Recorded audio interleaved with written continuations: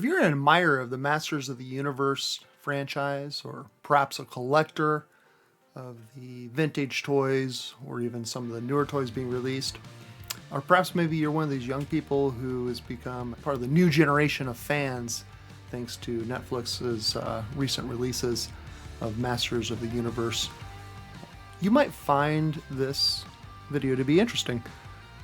These are what are known as Eternia Minis. There's a story behind these figures and how I came to attain them. A co-worker of mine and a good friend surprised me with these figures recently.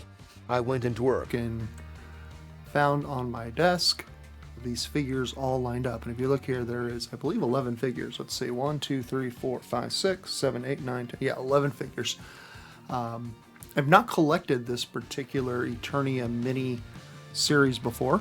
I had seen a couple here or there in stores, and I'd seen some online, and I know a few people who have been collecting them.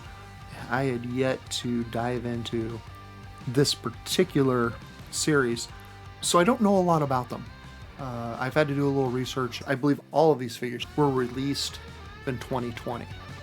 So this is a pandemic toy collection you see here. And I believe that the figures here are from Wave 1 and Wave 2. And there's almost a full collection here. I think the only figures that might be missing are Ninjor, Anti Eternia Ram Man, and Merman. So I'm only 3 figures away from having a full set of Wave 1 and Wave 2, which is pretty neat. The figures appear to be about 2 inches tall. I was looking closely at them, and I think they have 4 points of articulation. It looks like their arms are articulated, their heads are articulated, and their waists are articulated. Then each figure also appears to come with a weapon as well. The weapons appear to be, the classic weapons we'd expect with these particular characters. One of the things I like about these figures is that they've recreated the original style blister package. Let me show you an example. What I mean by that is you would have these rocks exploding and the Masters of the Universe logo and the name of the figure and a description for each one. These figures bring back a lot of memories for me. When I was a boy, I did collect the Masters of the Universe series, and some of the earliest figures I owned included Stratos here. They've done an excellent job with the sculpting on it. It's got the wings like I remember, the jetpack, and I'm not sure what this little paperwork is in here, but the figures I had as a kid, they came with a comic book. Now that does not look like a comic book. Might just be like a checklist, because I did notice it on the back of these. There is just artwork. Castle Grayskull on this one, and I think some of the other pieces have slime pit artwork. For those of you who also collected as children, you'll remember the battle armor, He-Man and Skeletor. The original figures had a mechanism that when you hit their chest plates, it would roll over and show damage. These do not appear to have that mechanism, but they do have the same styling and artwork as the original figures. I think what they did with this Orko figure is really cool. They included this little semi-clear stand so that it looks like he's floating in the air, just like he would have in the cartoon series.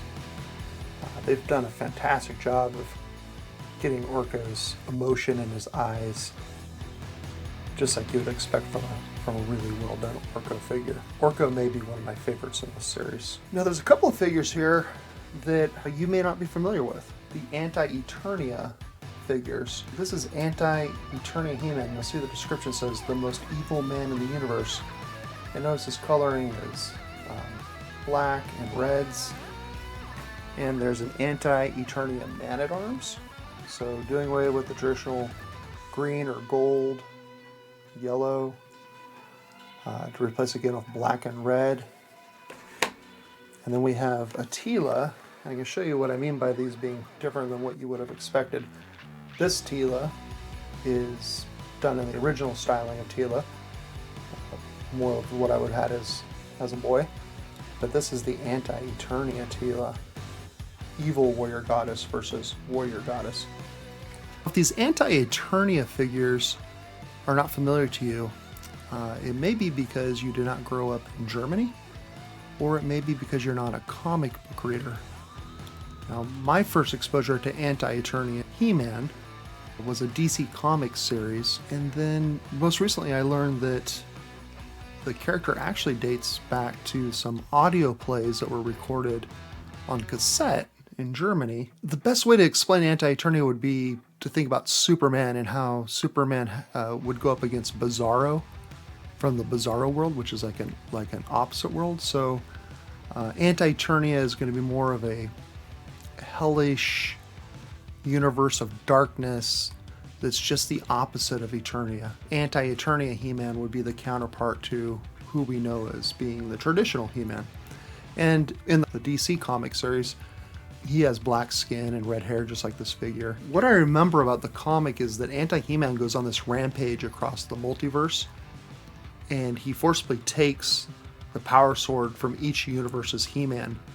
So, pulling it from the Filmation He-Man, and pulling it from the comic book version of He-Man, pulling it from the He-Man that's in the 80s movie. He collects all these power swords and pulls the power from all of them. One of the things that's kind of interesting about the series is one of the heroes in that comic series is a heroic version of Prince Keldor, who is the former Skeletor. Prince Keldor went on to become Skeletor. And so this character that's normally associated in the series as being evil actually becomes somewhat of a good guy in the comic book series. These are very cool. They bring back lots of memories of reading that comic series, and I highly recommend it. In fact, I'll leave a link to it in the description if you want to check out that series. I want to thank you for taking some time and letting me share with you my new Eternia Minis. Shout outs to Dr. Berton and his family for getting these for me. These are totally awesome, and I look forward to getting them on display somewhere in my office or tinker room.